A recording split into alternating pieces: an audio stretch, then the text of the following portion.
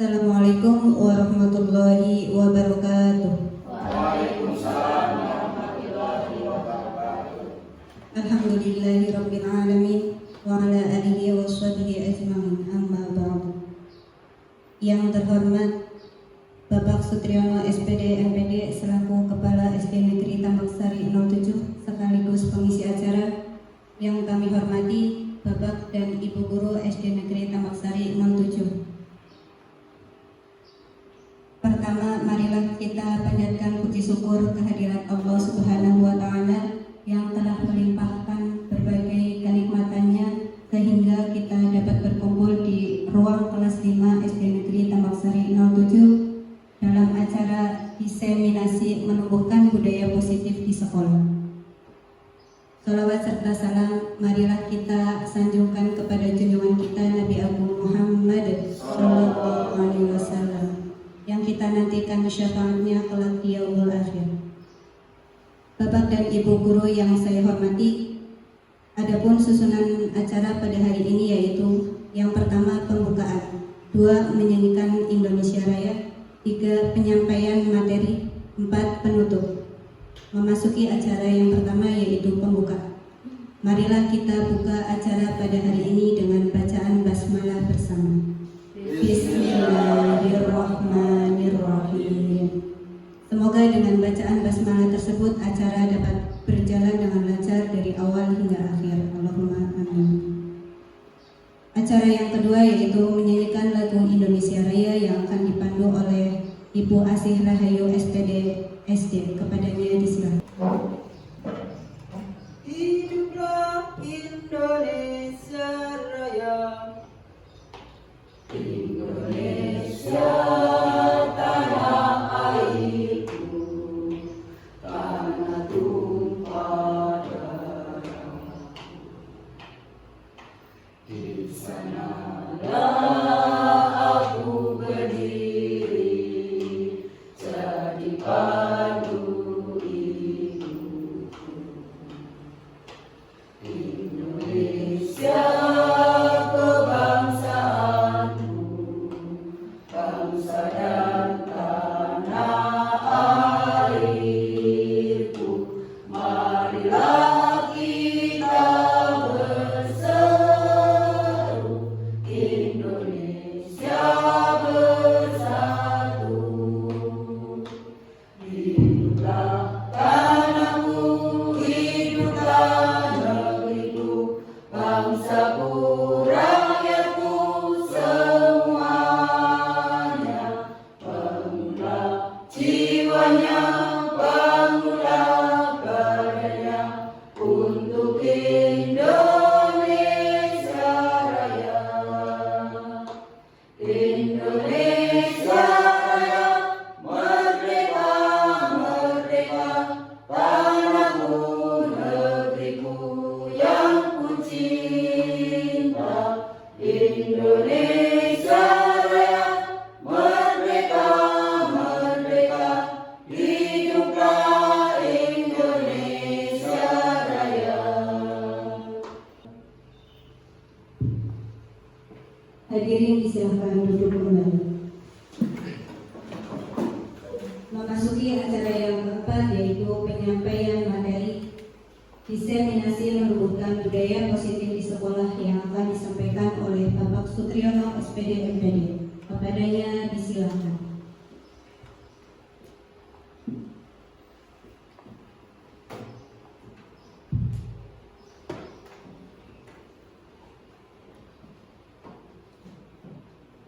Assalamualaikum warahmatullahi wabarakatuh. Waalaikumsalam warahmatullahi wabarakatuh. Bismillahirrahmanirrahim. Alhamdulillahirabbil alamin wa bihi nasta'inu ala umuri dunya waddin.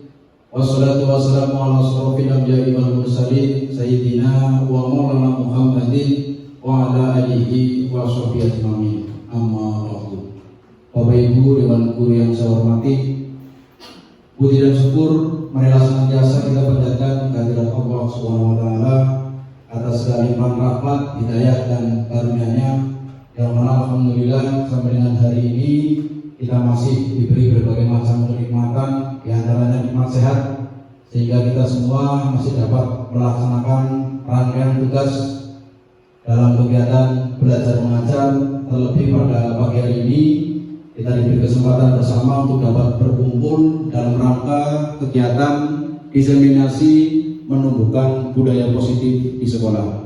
Shalawat salam semoga senantiasa tercurahkan kehadiran junjungan kita Nabi Agung Muhammad Sallallahu Alaihi Wasallam yang senantiasa kita nantikan syafaatnya terlebih besok pada kehidupan di yaumil akhir.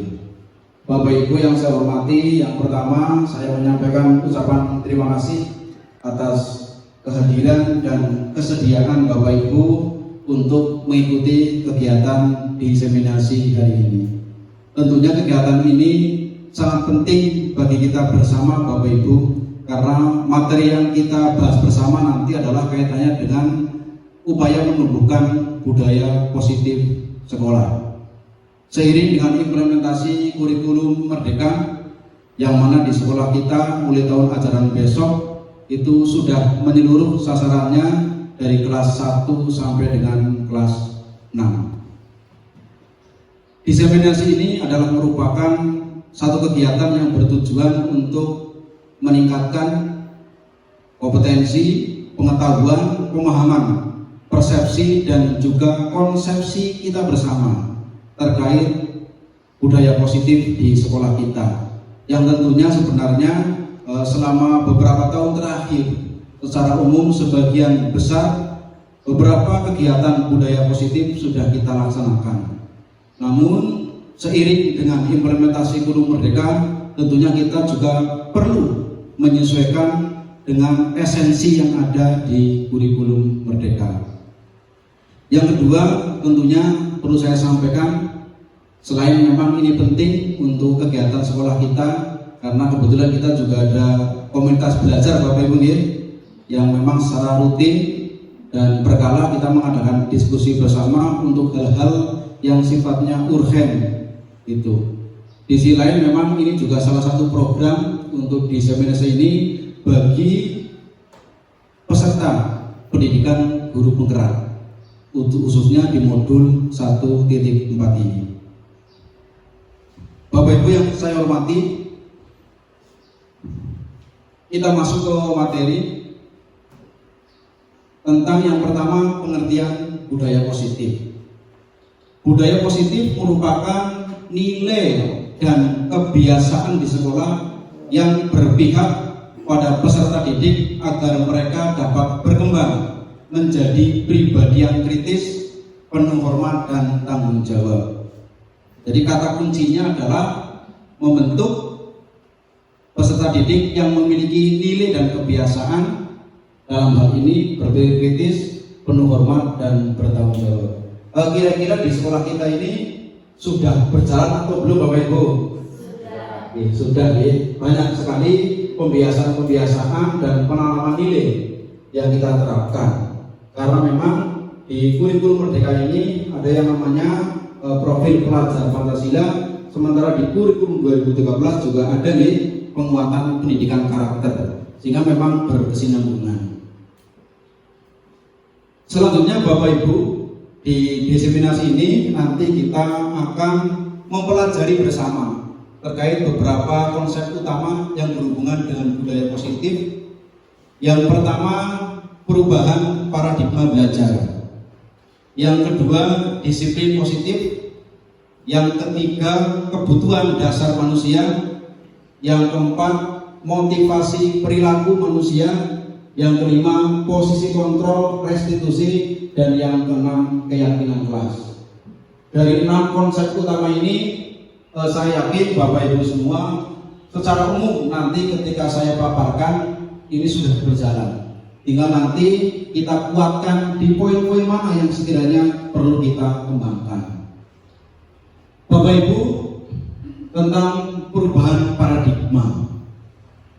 Paradigma itu dapat dimaknai sebagai cara pandang kita terhadap diri atau lingkungan di sekitar kita yang mempengaruhi pola pikir kita.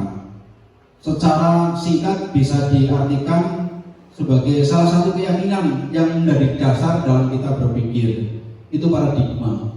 Jadi perubahan yang diharapkan yang pertama, untuk membangun budaya yang positif, sekolah perlu menyediakan lingkungan yang positif, aman dan nyaman agar murid mampu berpikir, bertindak, dan mencipta dengan merdeka, mandiri, dan bertanggung jawab. Yang kedua, lazimnya disiplin dikaitkan dengan kontrol. Dalam hal ini, kontrol guru dalam menghadapi murid. Kita lanjutkan Bapak Ibu, sebelum kita jauh ke materi selanjutnya, ini berhubungan dengan kontrol kita sebagai guru Bapak Ibu. Ini Bapak Ibu saya bawa ke narasi ini, dan dari narasi ini saya mohon nanti Bapak Ibu untuk betul-betul memposisikan dari narasi yang akan saya sampaikan. Konteksnya ini adalah untuk mengetahui terkait dengan kontrol kita terhadap diri kita.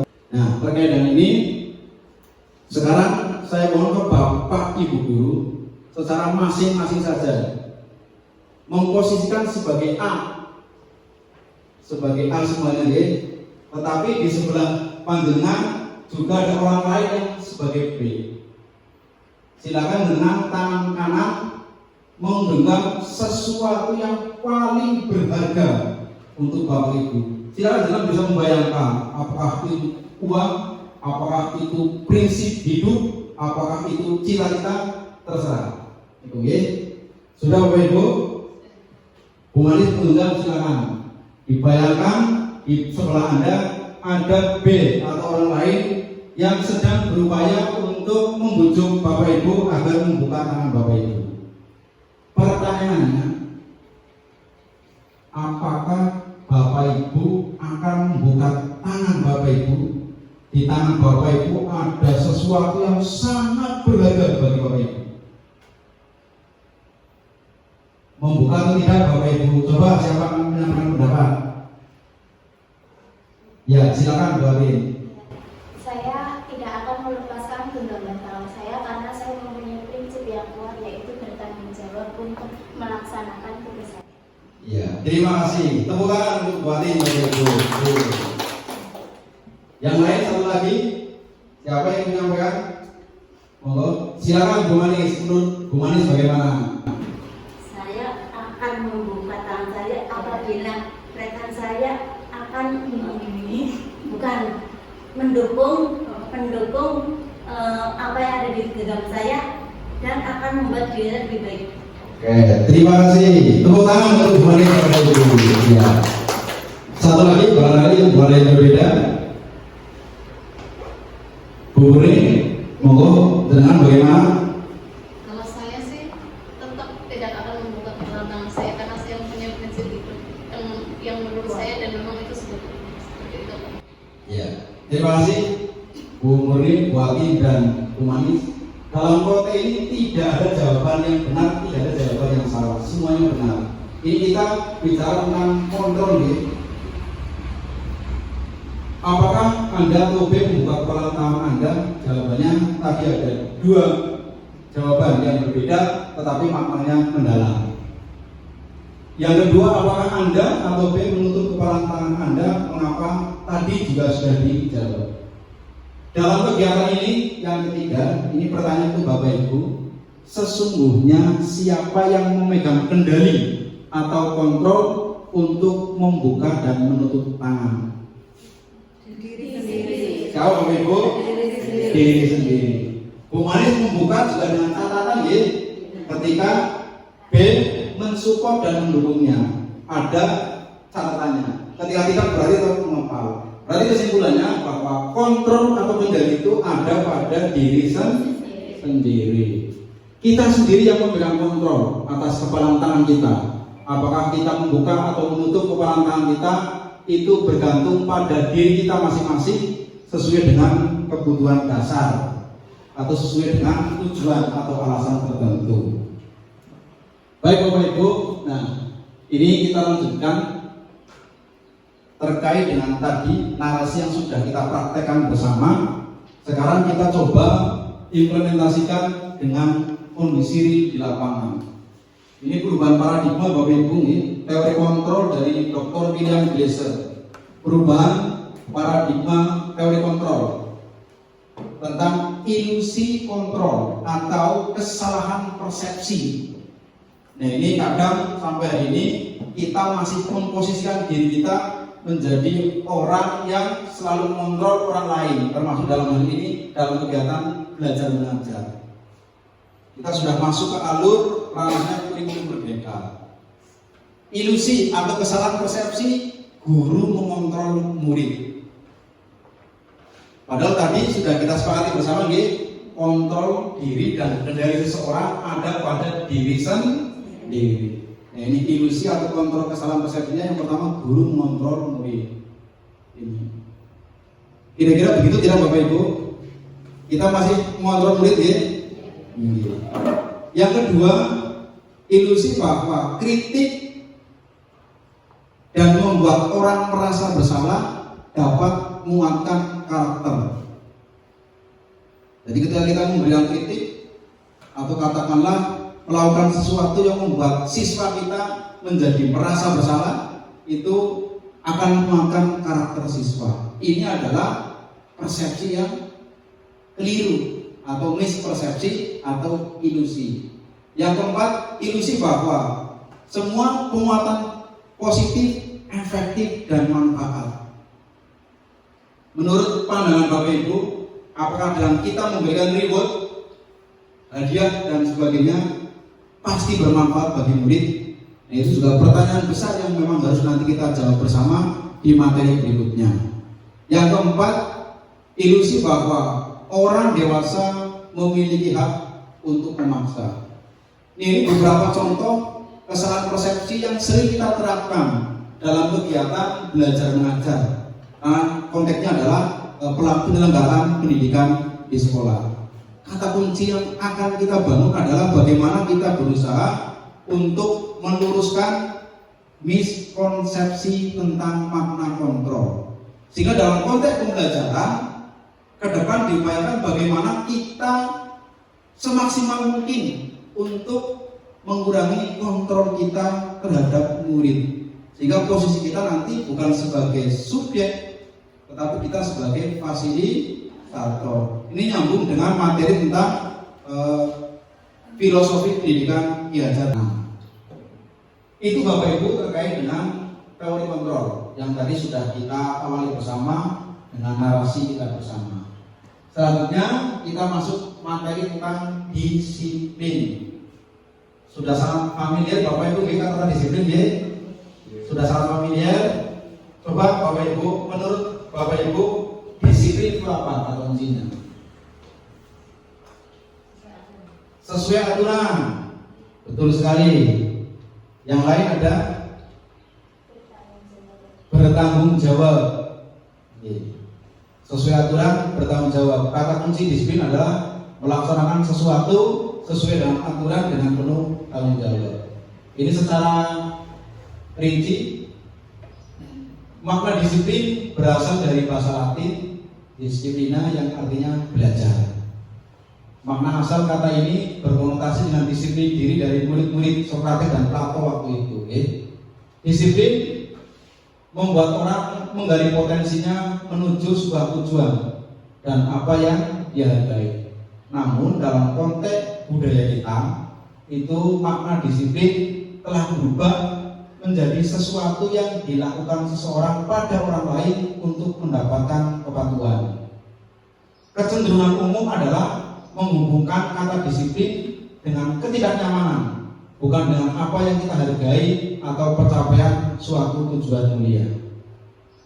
Kalau kita cerita disiplin, itu memang nanti kecenderungan yang dibangun adalah bentuknya kayak semacam penegasan ataupun hukuman. Mentaati peraturan dengan penuh tanggung jawab. Harapan ke depan, disiplin yang dimunculkan adalah disiplin yang mampu dibangun atas dasar kesadaran secara intrinsik. Dalam konteks pembelajaran berarti kesadaran dari masing-masing siswa. Ini lebih spesifik lagi Bapak Ibu, tadi sesuai dengan jawaban Bu Manis dan Bu Atin, ini disiplin adalah kemampuan memerintah diri sendiri dalam mengontrol dan menguasai diri untuk memilih tindakan yang mengacu pada nilai-nilai yang kita hargai dengan penuh tanggung jawab tanpa perintah lain. Berarti kalau melihat pengertian ini, korelasi disiplin yaitu tanggung jawab dengan kesadaran, karena memang di sini tanpa perintah orang lain.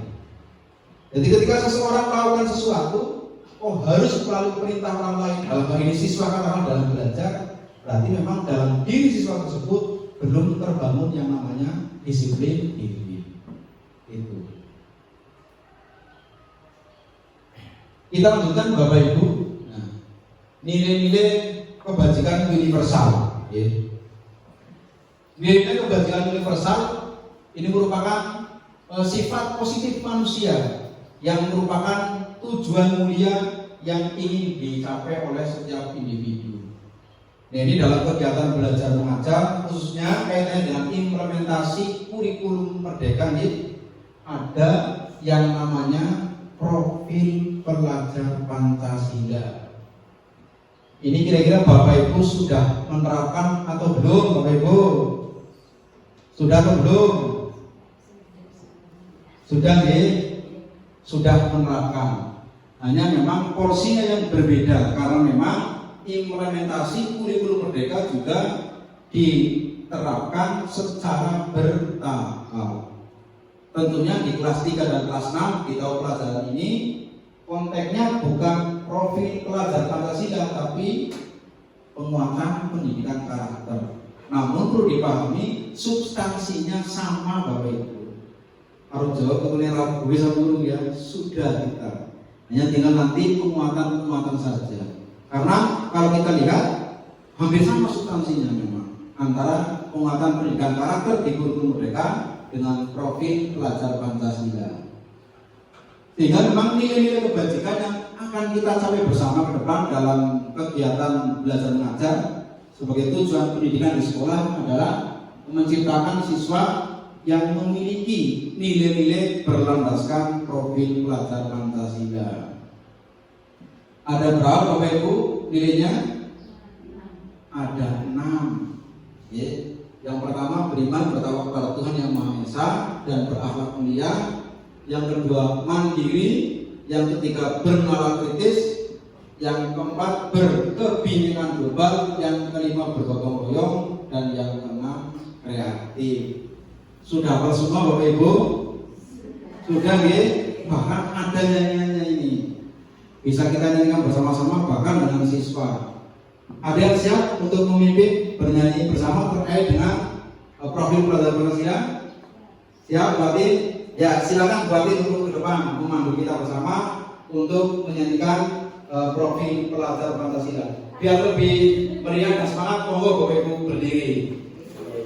Pelajar Pancasila beriman dan bertakwa pada Tuhan Yang Esa dan berakhlak mulia, berkebinekaan global, gotong royong mandiri, kreatif dan bernalar kritis. Pelajar Pancasila beriman dan bertakwa pada Tuhan Yang Esa dan berakhlak mulia, berkebinekaan global, gotong royong mandiri, kreatif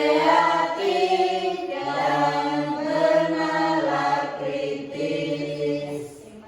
Terima kasih Bu Ati. Ya, terima kasih Bu Ati, luar biasa sekali. Jadi salah satu upaya untuk membiasakan siswa kita agar lebih familiar terhadap profil pelajar Pancasila memang seyogianya kita secara rutin setiap hari untuk menyanyikan lagu ini bersama-sama. Kita lanjutkan Bapak Ibu ke teori motivasi perilaku manusia, bahwa dalam prosesi menjalankan kehidupan, kalau dalam konteks di sekolah berarti dalam konteks kegiatan belajar mengajar siswa, ini ada 3 jenis motivasi yang mendasari seseorang untuk berperilaku.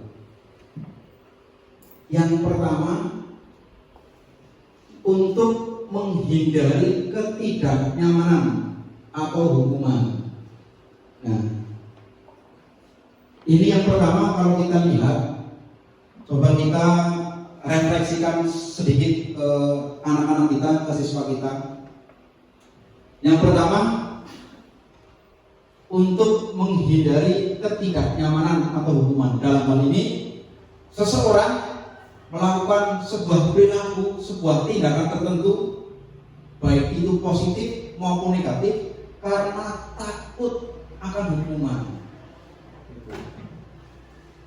Sehingga dalam diri mereka bertanya-tanya ketika tidak melakukan itu, apa yang akan terjadi apabila saya tidak melakukannya.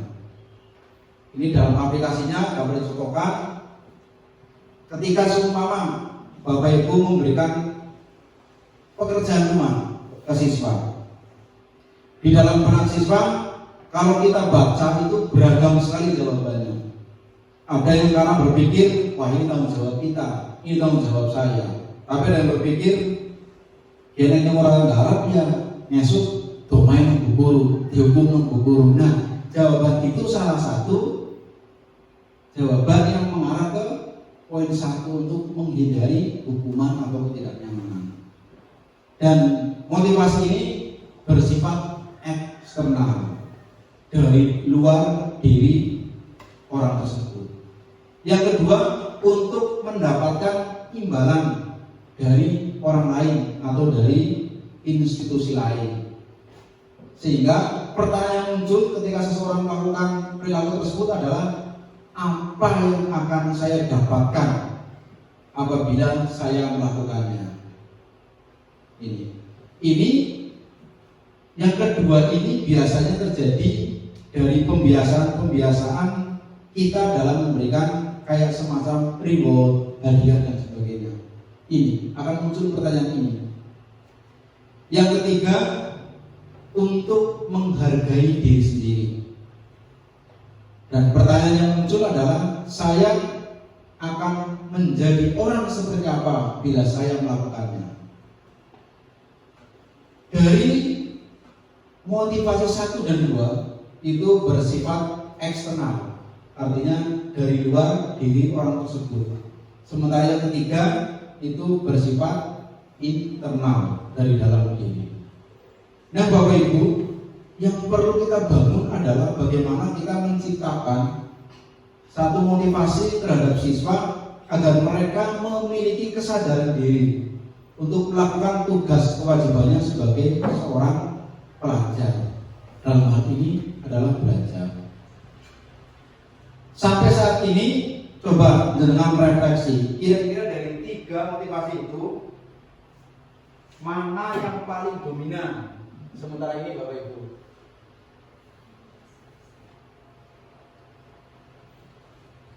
Mana yang paling dominan?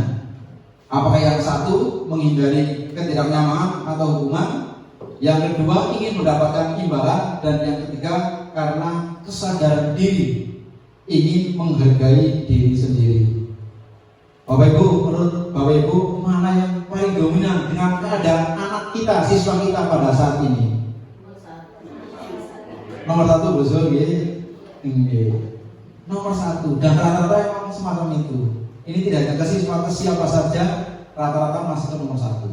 Nah, dalam konteks kurikulum merdeka ini, nanti ke depan arahnya adalah bagaimana kita membangun kesadaran terhadap diri siswa kita untuk perlahan-lahan secara bertahap berproses untuk menuju ke motivasi yang bersifat intrinsik atau internal, yaitu berdasarkan kesadaran.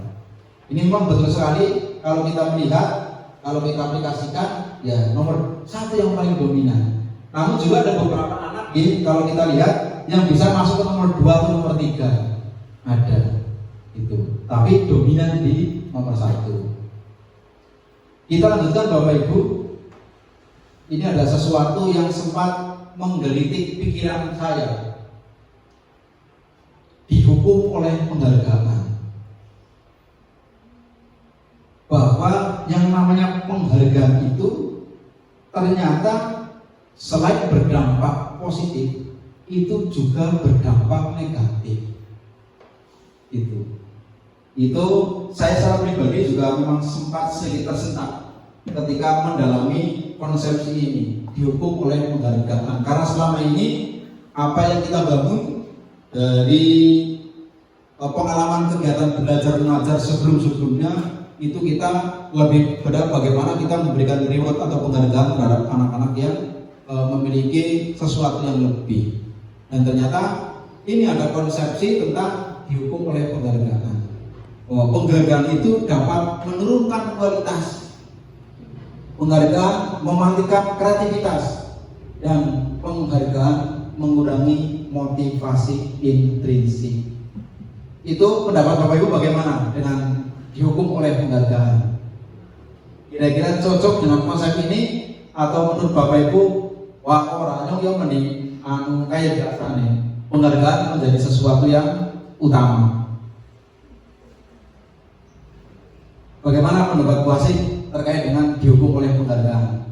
Coba Bu Asih. Kalau menurut saya dihukum oleh penghargaan, ya karena kalau misalkan berarti yang dikasih penghargaan itu kan anak yang pintar selalu. Betul.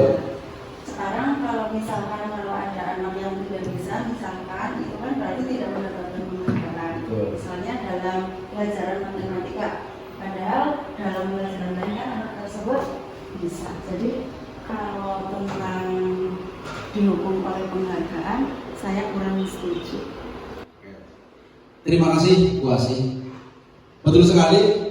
Jadi intinya memang memberikan penghargaan ini ternyata juga memiliki dampak negatif ke yang lain. Ternyata, ya tadi katakanlah kebetulan seumpama kita selalu memberikan reward terhadap anak-anak yang berprestasi, itu ternyata juga berdampak negatif terhadap anak yang tidak mendapatkan. Bocah kue baik, nanti papan kue baik, lalu beri apa itu dalam konteks itu. Jadi konsep ini memang ternyata tepat sekali. Lalu bagaimana Bapak Ibu pola yang dapat kita bangun untuk memberikan apresiasi terhadap anak-anak kita yang sifatnya adalah kolektif secara menyeluruh? Dalam hal ini tidak hanya kepada anak-anak yang memiliki prestasi tertentu, tapi juga secara umum. Karena kita pahami tadi betul sekali yang disampaikan Bu Asih bahwa setiap anak memiliki kelebihan, potensi, minat dan bakatnya sendiri-sendiri. Yang pertama tentunya kita dapat melakukan dengan cara memberi pengakuan secara khusus. Dalam hal ini artinya bahwa kita juga memfasilitasi semua siswa yang ada dalam kelas kita sesuai dengan potensi masing-masing. Kalau kita bicara tentang mata pelajaran, ada 9 mata pelajaran Bapak Ibu nggih. Ada anak yang pandai di matematika, ada yang lemah di IPA, ada yang bagus di PJOK, ada yang kurang baik di pendidikan agama Islam. Sehingga di situ kita kuatkan anak-anak yang memiliki kelebihan sesuai dengan bidangnya masing-masing. Karena memang pembelajaran ini berjalan secara kolektif. Nah, di situ kita sisipkan, oh si A bagus dalam kegiatan atau pelajaran A. Begitu juga si B dalam kegiatan atau pembelajaran yang lain. Yang kedua juga kita bisa menyisipkan dengan melakukan pengakuan secara pribadi. Pemberian pengakuan secara pribadi itu bisa mengurangi resistensi terhadap anak yang lain. Dan hal contoh kita memberikan reward atau katakanlah pergagaan kepada salah satu anak, kita lakukan secara personal tanpa melibatkan atau di depan anak-anak lain secara umum. Namun juga kita sadari bersama bahwa sisi positifnya ada, namun juga sisi negatifnya juga ada. Karena kita memberikan reward input selama ini kepada anak-anak yang berprestasi, tujuannya kita bangun adalah untuk membangun motivasi ya, biar anak yang lain terbawa terikuti. Itu juga betul. Yang ketiga, memberi pengakuan kepada semua murid secara bergantian. Tadi sudah saya singgung bagaimana kita membangun pembelajaran yang lebih kolaboratif, yaitu melibatkan semua siswa, sehingga dalam kegiatan belajar mengajar tentunya kita tidak hanya fokus terhadap 1-2 anak saja. Sing ditakuni ngelale bocah kuwi basic pinter sih. Nah, sewaktu-waktu kita melihat, menatap dan melibatkan siswa lain agar bisa secara bergantian. Yang keempat, memberi pengakuan secara konsisten. Ketika kita sudah memberikan label kepada salah seorang siswa kita dengan kapasitas atau potensi dirinya, ya kita pertahankan. Dan secara konsisten kita bangun itu, sehingga nanti suatu saat potensi itu akan betul-betul keluar sebagai satu kekuatan dari siswa tersebut. Dan yang terakhir, fokus pada proses. Nah, ini mindset yang harus kita bangun bersama adalah bagaimana kita melakukan kegiatan belajar mengajar ini, fokus kita bukan pada hasil tapi pada proses. Nah, ini intisari dari kurikulum Merdeka. Sebenarnya di kurikulum 2013 juga sudah hampir sama, tapi di kurikulum Merdeka ini lebih dikuatkan lagi. Jadi bukan hasil akhirnya yang kita lihat, tapi proses pembelajarannya. Kalau dulu kan tidak melihat proses, tapi inspirasi itu dianggap sebagai hasil akhir. Nah, di kurikulum Merdeka ini bukan itu yang kita bangun, tapi bagaimana proses pembelajaran itu sendiri. Itu Bapak Ibu. Selanjutnya Bapak Ibu saya ajak untuk menelaah bersama terkait dengan pertanyaan memantik setuju atau tidak setuju. Yang pertama, hukuman dapat mendisiplinkan anak. Yang kedua, pemberian hukuman dengan hal positif seperti membaca atau membersihkan halaman sekolah dapat meningkatkan disiplin anak. Membersihkan kamar mandi, bahkan lari keliling lapangan itu. Yang ketiga, memberi penghargaan dapat meningkatkan motivasi belajar siswa. Coba Bapak Ibu cermati, dan saya ingin Bapak Ibu untuk menyampaikan pandangan Bapak Ibu terkait dengan pertanyaan ini. Tidak ada jawaban yang salah dalam konteks ini. Saya minta pandangan dari Bapak Ibu terkait dengan 3 pertanyaan ini. Silakan dipadukan menjadi satu. Monggo Bapak Ibu, siapa yang ingin menyampaikan terlebih dahulu? Bu ini barangkali silakan monggo. Menurut saya dari 3 hal tersebut, saya tidak setuju. Kenapa? Karena kedisiplinan dan motivasi belajar anak datang dari diri anak itu sendiri. Demikian. Terima kasih Bu ini. Bu ini menyatakan tidak setuju karena dalam konteks 3 pertanyaan ini bersifat eksternal. Bu ini ingin membangun bahwa hal yang dibangun itu bersifat internal, berasal dari anak itu sendiri. Yang lain monggo Bapak Ibu, pandangan dari Bapak Ibu yang lain monggo, saya persilakan. Pak Muhammad barangkali monggo untuk menyampaikan pandangannya. Kalau menurut saya dari 3 pertanyaan itu tidak setuju. Hukuman juga belum tentu anak yang dihukum itu dapat lebih baik lagi dari setelah dia melakukan kesalahan. Yang kedua tentang hukuman membersihkan halaman, itu juga belum tentu bisa meningkatkan anak itu akan lebih rajin lagi. Terkadang anak yang dihukum itu mempunyai rasa kecewa dan bahkan menentang. Itu dari saya, Pak. Terima kasih Pak Muhammad. Pak Muhammad juga menyampaikan tidak setuju. Ini seiring dengan Bu Wini. Di sini Pak Muhammad lebih menambahkan tentang penjabaran logis dari setiap permasalahan yang muncul. Jadi hukuman belum tentu bisa mendisiplinkan anak. Begitu juga dengan pemberian hukuman dalam bentuk membersihkan halaman, membaca buku. Itu tidak serta-merta langsung dapat mendisiplinkan anak. Yang perlu kita garis bawahi Bapak Ibu, ketika ada pertanyaan semacam ini, maka muncul pertanyaan tambahan. Hukuman yang kita berikan kepada siswa, selama hukuman itu tidak ada korelasinya langsung dengan perilaku siswa, itu tentunya dampaknya tidak akan signifikan. Betul sekali yang dilakukan Bu Wi dan Pak Mahmud. Siswa terlambat berangkat ke sekolah, masuk terus ditolak oleh gurunya karena terlambat, diberi hukuman dengan cara membersihkan halaman. Ada korelasinya tidak? Siswa terlambat sekolah dengan membersihkan halaman. Ada tidak Bapak Ibu? Tidak. Nah, harapannya ke depan ketika kita ingin memberikan sesuatu dalam hal ini peringatan kepada anak, itu mencarilah sesuatu yang memang ada korelasinya. Itu. Nah, selama ini kita sering melakukan hal-hal semacam itu. Walaupun memang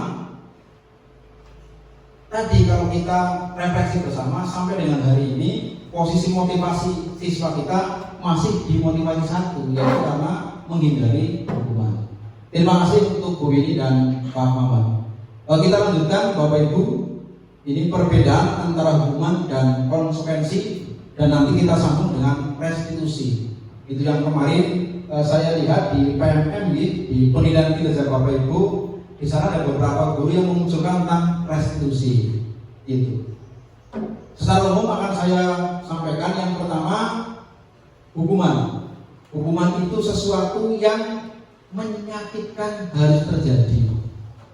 Jadi ada dampak negatif dari hukuman itu terhadap siswa. Jadi penakut, jadi marah, negatif itu. Sementara konsekuensi adalah menjadikan sesuatu harus terjadi. Anak yang telah melakukan suatu kesalahan, kalau konsekuensi itu didasarkan atas kesepakatan yang sudah dibangun bersama melalui kesepakatan kelas atau keyakinan kelas. Sebagai contoh, si A menyobek kertas atau buku milik temannya, maka konsekuensinya adalah si A mengganti buku tersebut. Ini satu konsekuensi. Itu.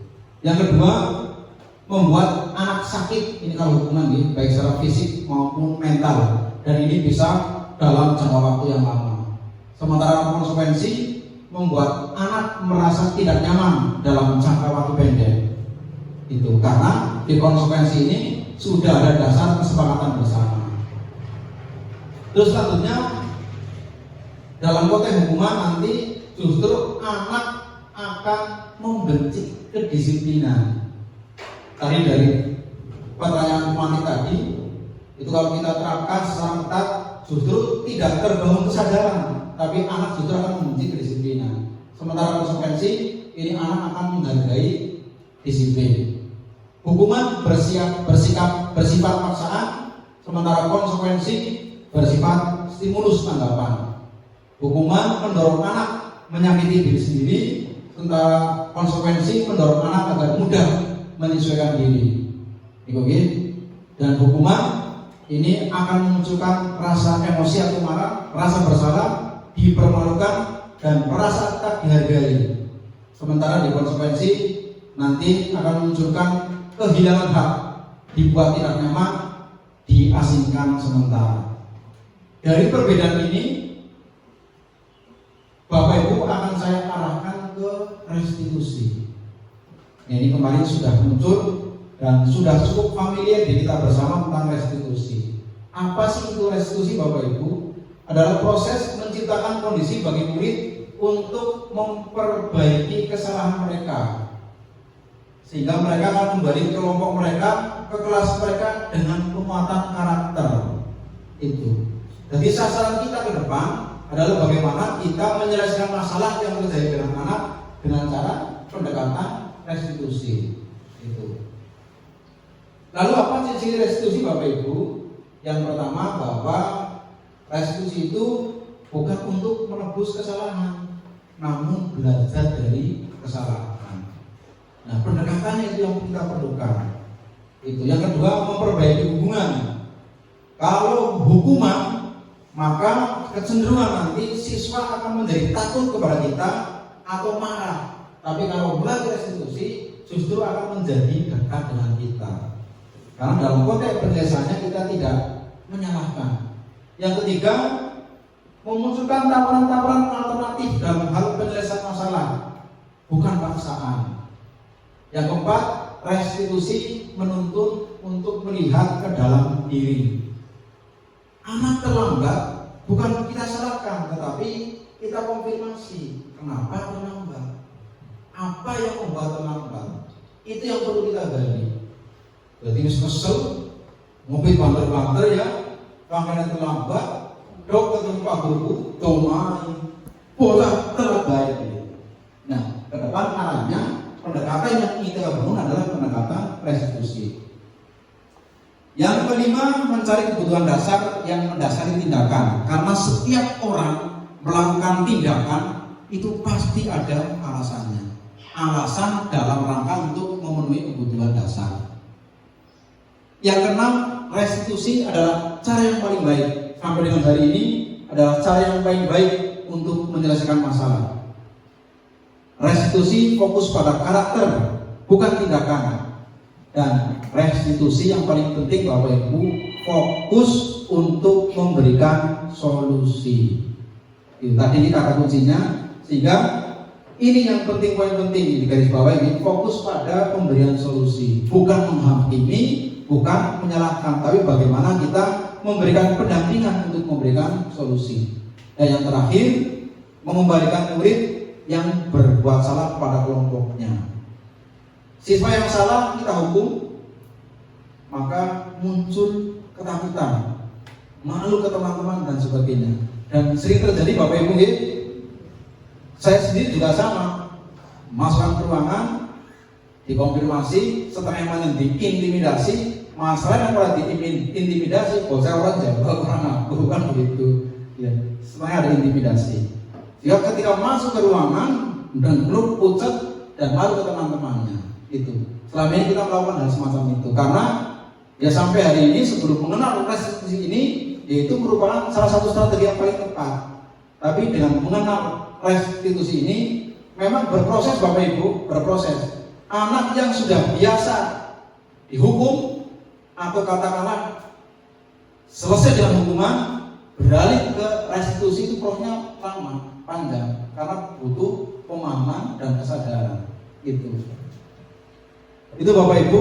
Nah, ini identitas gagal dan identitas sukses dari hukuman, konsekuensi dan restitusi. Kita lihat yang paling bawah, hukuman itu bersifat negatif. Apapun bentuknya, hukuman itu bersifat negatif. Sementara konsekuensi yang tengah ini netral. Artinya bahwa konsekuensi ini kenapa dikatakan netral? Karena didasarkan atas kesepakatan bersama melalui kesepakatan kelas ataupun keyakinan kelas. Dan yang terakhir, restitusi itu bersifat positif karena muncul berdasarkan kesadaran dari diri sendiri. Itu Bapak Ibu. Selanjutnya kita masuk ke materi keyakinan kelas. Sudah pernah mendengar keyakinan kelas Bapak Ibu? Kesepakatan kelas sudah pernah mendengar Bapak Ibu?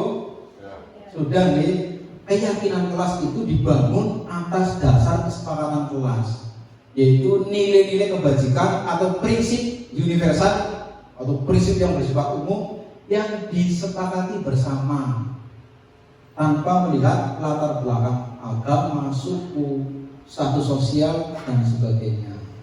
Itu keyakinan kelas. Sehingga menjadi penting dan setiap kelas harapannya memiliki kesepakatan kelas yang menjadi dasar-dasar dalam membangun keyakinan kelas. Contoh sederhana, ketika ada anak yang membuang sampah di kelas, maka konsekuensinya harus membersihkan kelas. Itu. Ketika ada anak-anak yang mencoret-coret meja, maka di situ dibangun kesepakatan bersama melalui kesepakatan kelas. Apa konsekuensi yang akan diterima oleh anak? Itu. Ini penting. Sehingga memang Kalau ini bisa berjalan di sekolah kita, nanti ke depan kita akan lebih mudah mengarahkan anak secara positif. Itu. Dan ke depan kita bareng-bareng mencoba untuk membangun keyakinan kelas ini melalui kesepakatan kelas. Itu. Oke. Keyakinan kelas bersifat abstrak, lebih rinci dan konkret. Keyakinan kelas berupa pernyataan yang universal tadi. Buanglah sampah pada tempatnya. Terus ketika ingin ke belakang maka izin berdoa sebelum pelajaran. Itu betul-betul keyakinan kelas. Keyakinan kelas sebenarnya tidak terlalu banyak, tapi substansinya mendalam, itu yang penting. Semua warga kelas berkontribusi dan terlibat secara aktif dalam membuat keyakinan kelas. Jadi di sini guru lebih pada sebagai fasilitator. Nanti di tahun ajaran besok kita coba nih membuat keyakinan kelas bersama-sama. Harapannya nanti anak terbiasa secara mandiri untuk menerapkan apa yang sudah menjadi kesepakatan kelas. Dan terakhir, bersedia meninjau kembali keyakinan kelas dari waktu-waktu. Manakala keyakinan kelas kalau dilihat sudah tidak relevan, tidak representasi, maka kita sesuaikan kembali. Bapak Ibu, selanjutnya tentang kebutuhan dasar manusia. Kebutuhan dasar manusia ini yang mendasari perilaku seseorang, termasuk kita, bahkan siswa kita. Tadi kalau kita tarik kembali bahwa anak terlambat itu kan jelas ada alasannya, yaitu ada yang kurang kita gali. Nah, oleh karena itu kita melihat ke konsep dasar kebutuhan manusia. Ada 5 kebutuhan manusia. Yang pertama, bertahan hidup. Itu kebutuhan yang paling dasar. Yang kedua, kasih sayang dan rasa diterima. Yang ketiga, kesenangan.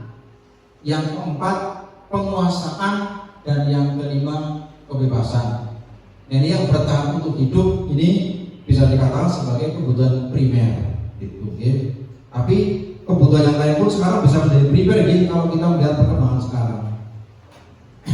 Kita lanjutkan Bapak Ibu. Nah, ini ada satu kasus Bapak Ibu. Ini Bapak Ibu coba analisa nih. Bu Ani, guru kelas 5 di SD Pelita Hati, sedang bingung menghadapi ulah salah satu murid di kelasnya, Agus namanya. Beberapa anak telah datang dan mengeluhkan Agus yang seringkali meminta bekal makan siang mereka dengan paksa. Jika Bapak Ibu menghadapi situasi seperti Ibu Ani, apa yang Bapak Ibu lakukan? Menurut Bapak Ibu, kira-kira apa alasan Agus melakukan hal itu? Monggo coba dicermati. Ini kita hubungkan dengan 5 kebutuhan dasar manusia. Silakan yang ingin berpendapat terkait dengan ini. Kira-kira apa yang akan Bapak Ibu lakukan ketika ada kasus semacam ini? Terus menurut Bapak Ibu, apa alasan Agus melakukannya? Yaitu seringkali meminta bekal makan siang dengan paksa kepada temannya. Silakan Bapak Ibu yang ingin berpendapat. Ini menurut Bapak Ibu sehingga jawabannya bisa berbeda. Monggo Bu Ning barangkali ingin menyampaikan pendapatnya. Menurut Bu Ning bagaimana? Kalau menurut saya, mengapa Agus melakukan hal itu yang meminta bekal makan siang temannya, mungkin karena Agus itu sering tidak membawa bekal sehingga melakukan hal tersebut. Ini sudah Terus apa yang akan Anda lakukan? Kalau yang saya lakukan, kalau menurut saya seperti Agus, saya akan menegurnya dan saya akan saya akan menegur Agus dan saya akan meninjau latar belakang keluarganya, bagaimana ekonomi keluarganya. Gitu. Terima kasih. Kita beri aplaus untuk Bu Ning Bapak Ibu yang lebih semangat lagi. Jadi pandangan Bu Ning, kenapa kira-kira alasan Agus tidak melakukannya? Salah satunya adalah Agus tidak membawa bekal. Terus yang kedua, apa yang akan guru lakukan? Menegur sekaligus melakukan visit home visit untuk melihat kondisi rumahnya. Nah, kalau kita tarik ke kebutuhan dasar manusia, Agus tidak membawa bekal. Itu kira-kira masuk ke kebutuhan primer hidup atau yang lain? Kebutuhan hidup Bapak Ibu ya? Itu berarti ada alasan lain. Nah, ini Bapak Ibu ada beberapa jawaban yang semuanya benar karena memang mengarah ke mana. Itu ya. Apabila jawaban Agus lapat dan tidak membawa bekal, itu berarti memang betul sekali kebutuhan untuk bertahan hidup. Itu tadi kebutuhan utama. Ketika jawabannya ia senang temannya memperhatikan dia, berarti Agus tujuannya arahnya adalah untuk kebutuhan diterima. Itu. Yang ketiga, ketika jawabannya merasa hebat karena temannya jadi takut, berarti ke arah kebutuhan pengakuan dan kemampuan atau penguasaan.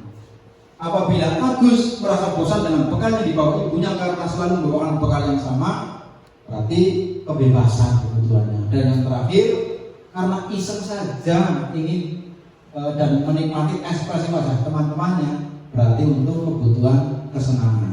Artinya kalau kita belajar dari kasus ini, kita tidak bisa serta-merta langsung menyalahkan anak, karena setiap perilaku yang dilakukan oleh anak itu memiliki alasan.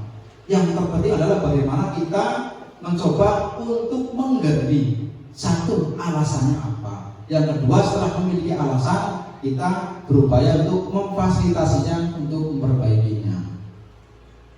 Selanjutnya Bapak Ibu, ini terkait dengan 5 posisi kontrol guru. Ini ada penghubung, pembuat merasa bersalah, teman, pemantau, dan manajer. Nah, dari 5 posisi kontrol guru ini di materi tadi yang sebelumnya sebenarnya sudah terkait karena memang ada benang merahnya. Penghukum ini adalah bagaimana guru bersifat otoriter, ya. Yang kedua, membuat merasa bersalah. Wah, pada aneh teman orang senyum ya reang baik nyungwe isin bukti omong kepala sekolah tuh. Wah, kursi aku aneh teman orang bisa makan macam di bapak ibu reang baik. Ini membuat merasa bersalah. Ini semua gitu ya. Terus yang ketiga, memposisikan sebagai teman. Jadi interaksi kita dengan siswa kita seperti teman. Itu. Selainnya kita seperti teman. Dan yang keempat, pemantau. Nah, pemantau ini lebih pada bagaimana kita memposisikan perilaku siswa kita sesuaikan dengan aturan yang sudah kita sepakati bersama. Gitu. Oh, si A sedang melakukan satu perilaku tertentu. Apakah sesuai tidak dengan aturan yang ada di sekolah kita? Itu posisi kita. Dan yang paling tinggi adalah sebagai manajer, yaitu kita memfasilitasi perilaku siswa agar bisa tumbuh dan berkembang sesuai dengan kodrat, minat, dan bakatnya. Nah, kira-kira Bapak Ibu dari 5 ini yang paling dominan saat ini yang mana dengan?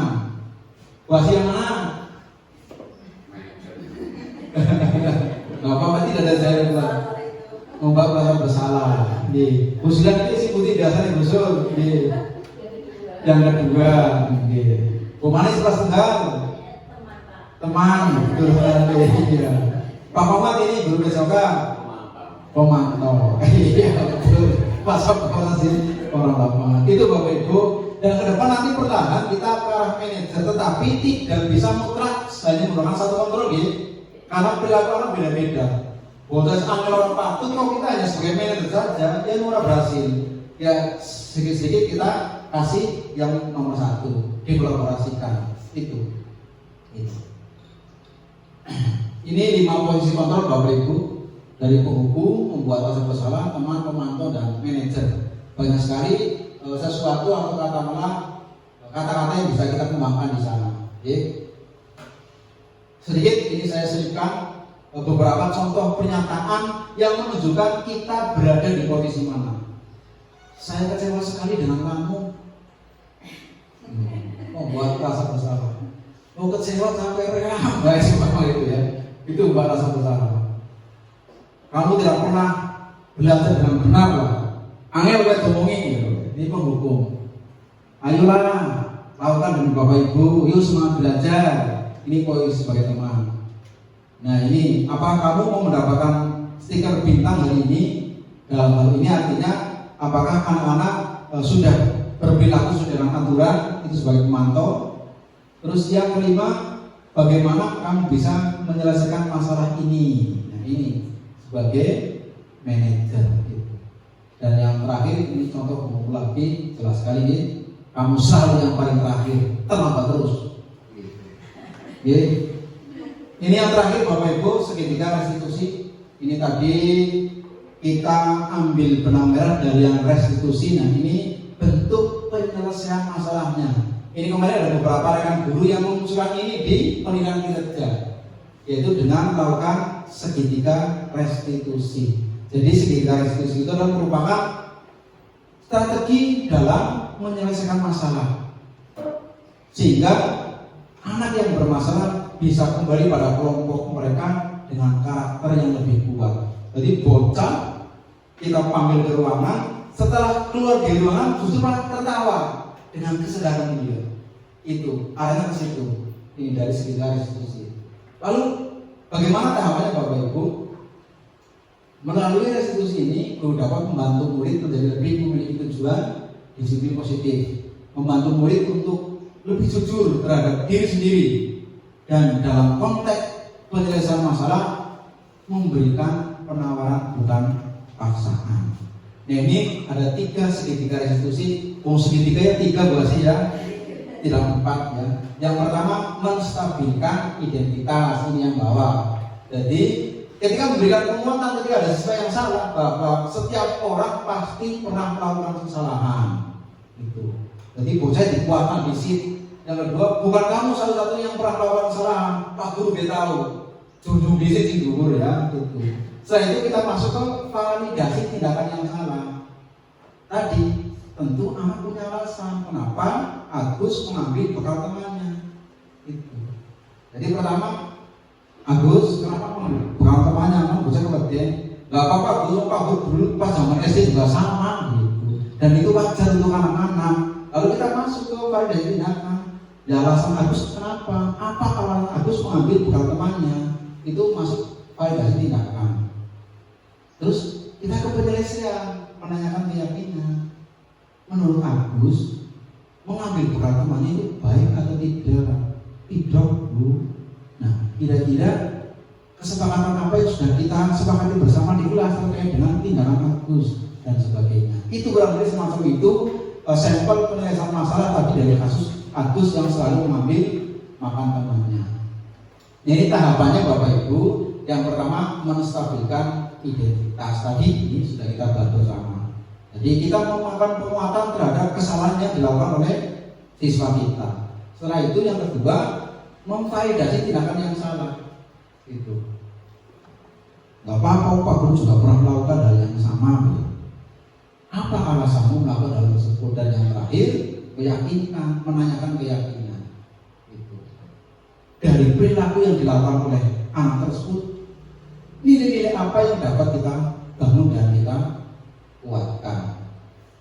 Refleksi untuk kita bersama Bapak Ibu, tanggung jawab guru adalah bagaimana menciptakan suatu lingkungan positif yang saling mendukung, saling belajar dan saling bekerja sama, sehingga tercipta kebiasaan-kebiasaan baik yang akan tumbuh menjadi karakter baik dan pada akhirnya akan membentuk budaya positif. Dan kata kunci membangun budaya positif Bapak Ibu di sekolah kita, ini Bapak Ibu, satu teladan jauh lebih baik daripada 1000 nasihat. Itu sosok kamu buatan Bapak Ibu. Itu karena memang tanpa keteladanan omong kosong masa yang kita berikan. Oleh karena itu tentunya saya mengajak Bapak Ibu guru semua terkait dengan pembangunan atau penumbuhan budaya positif di sekolah. Mari kita bareng-bareng untuk memberikan keteladanan kepada siswa, sehingga siswa tahu betul apa yang kita lakukan, sehingga mereka akan meniru. Jadi anak bahasa udu jarwoni, ngajari tapi orang ngelakoni, tapi keteladanan. Demikian Bapak Ibu, terkait dengan materi budaya positif yang dapat saya sampaikan. Dan sekali lagi saya mengajak nanti ke depan mari kita tumbuh kembangkan budaya positif yang sudah sangat banyak di sekolah kita. Karena memang saya melihat Bapak Ibu juga sangat luar biasa dalam upaya membangun budaya positif ini. Terima kasih atas perhatian dan mohon maaf manakala ada tutur kata yang menjadikan Bapak Ibu guru kurang berkenan dalam penyampaian materi ini. Saya akhiri, bila taufiq wal hidayah. Wassalamualaikum warahmatullahi wabarakatuh. Demikian penyampaian materi yang disampaikan oleh Bapak Sutriyono, SPD MPD. Banyak sekali ilmu yang kita dapatkan hari ini ya Bapak Ibu. Semoga dari acara hari ini kita dapat mengambil pelajaran yang dapat kita terapkan dalam kehidupan kita, khususnya dalam kegiatan belajar mengajar ya. Menginjak acara yang terakhir yaitu penutup, marilah kita tutup acara pada hari ini dengan bacaan hamdalah bersama. Alhamdulillahirabbil alamin. Selanjutnya saya sebagai pembawa acara dari awal hingga akhir mohon maaf atas segala tingkah laku dan tutur kata dari saya yang disengaja atau tidak disengaja. Akhirul qouli wassalamualaikum warahmatullahi wabarakatuh. Waalaikumsalam warahmatullahi wabarakatuh.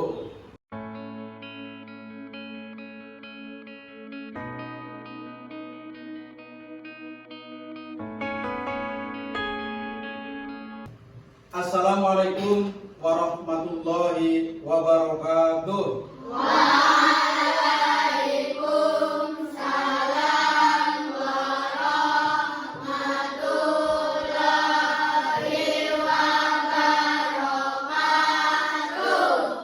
Selamat pagi anak-anak. Selamat pagi Pak. Semua sehat? Sehat. Terima kasih anak-anak sekalian yang Pak Guru sayangi dan Pak Guru banggakan. Pada kesempatan hari ini kita akan membuat keyakinan kelas. Apa itu keyakinan kelas? Keyakinan kelas adalah nilai-nilai positif yang akan mendasari kita bersama dalam melakukan rangkaian kegiatan belajar mengajar di kelas 5 ini.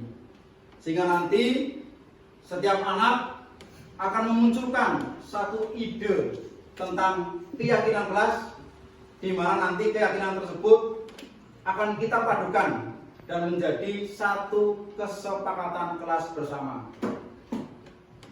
Semuanya siap? Siap. Baik, selanjutnya akan Pak Guru bagikan kertas untuk nanti anak-anak mencantumkan ide dari masing-masing anak tentang nilai-nilai positif apa yang akan kita bangun, yang akan kita munculkan di kelas kita ini, sehingga nanti akan menjadi kesepakatan bersama. Silakan Pak Guru bagi kertasnya.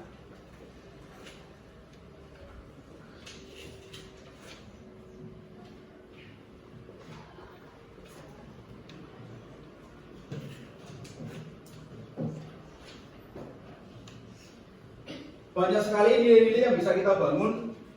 Ini sebagai contoh saja, sebelum anak-anak menuliskan ide tentang keyakinan untuk kelas kita, diantaranya saling menghormati seumpama, atau yang lain. Selanjutnya, Pak Guru persilakan, silakan anak-anak menuliskan masing-masing satu keyakinan kelas yang akan menjadi nilai-nilai yang kemudian menjadi kesepakatan kelas kita bersama. Silakan.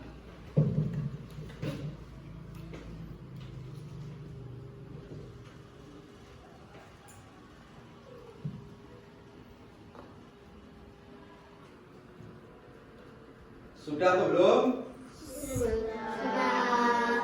Baik, kalau sudah, selanjutnya nanti setiap anak Pak Guru minta untuk menempelkan satu ide keyakinan dari kalian di papan tulis, ya. Ini sudah Pak Guru beri judul keyakinan kelas 5. Tempelkan di sini secara urut, nanti akan Pak Guru lihat. Setelah itu nanti kita pilih yang kemudian akan kita jadikan keyakinan kelas dan menjadi kesepakatan kelas bersama. Silakan dari Puput untuk menempelkan di sini.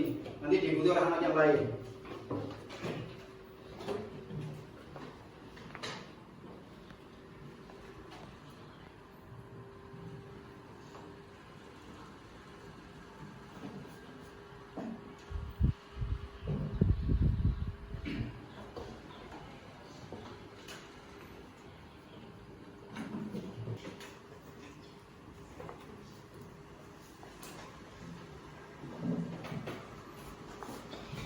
Baik, selanjutnya akan Pak Guru pilih dari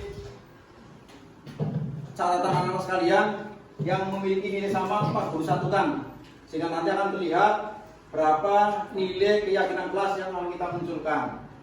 Baik anak-anak sekalian, ini sudah Pak Guru pilih dan Pak Guru pilih sesuai dengan kesamaan. Ada 8 keyakinan kelas yang akan kita bangun bersama untuk menjadi kesepakatan kelas. Yang pertama, saling menghormati. Yang kedua, tanggung jawab. Yang ketiga, meminta maaf. Yang keempat, menjaga ketertiban. Yang kelima, disiplin. Yang keenam, menjaga kebersihan. Ketujuh, bersikap sopan dan santun. Dan yang kedelapan, saling menghargai. Dari 8 nilai keyakinan kelas ini, anak-anak sepakat semua untuk dijadikan kesepakatan kelas? Sepakat semua? Siap untuk menjalankan? Siap. Terima kasih. Selanjutnya, agar kesepakatan ini menjadi lebih resmi dan ada juga tanggung jawab dari anak sekalian untuk memegang dan melaksanakan kesepakatan kita. Ini Pak Guru nanti minta setiap anak untuk membubuhkan tanda tangan bukti kesepakatan kita terhadap kesepakatan kelas ini. Saya persilakan dari Ananda Puput.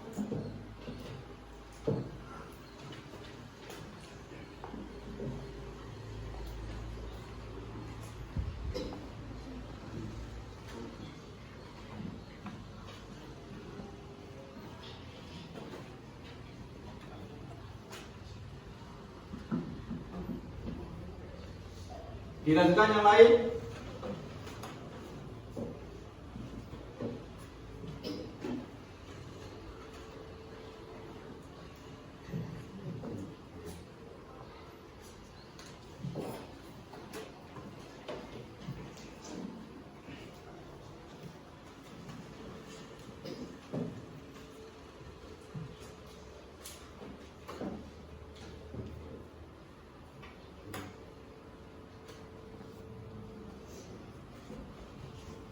Terima kasih anak-anak sekalian. Hari ini telah terbentuk satu kesepakatan kelas bersama. Pak Guru bacakan kembali untuk diingat dan kita laksanakan bersama-sama. Yang pertama, saling menghormati, tanggung jawab, meminta maaf, menjaga ketertiban, disiplin, menjaga kebersihan, bersikap sopan santun dan saling menghargai. Untuk selanjutnya, mulai hari besok kita laksanakan kesepakatan kelas kita, dan ini yang akan menjadi pedoman kita dalam kegiatan belajar mengajar di kelas kita. Terima kasih atas hari yang luar biasa ini, di mana kita telah menghasilkan satu kesepakatan kelas bersama. Pak Guru akhiri, wassalamualaikum warahmatullahi wabarakatuh. Waalaikumsalam warahmatullahi wabarakatuh.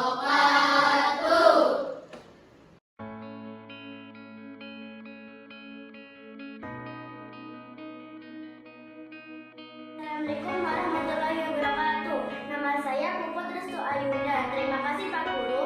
Saya merasa senang mengikuti kegiatan pembentukan keyakinan kelas 5. Saya akan menerapkan nilai-nilai yang menjadi kesepakatan kelas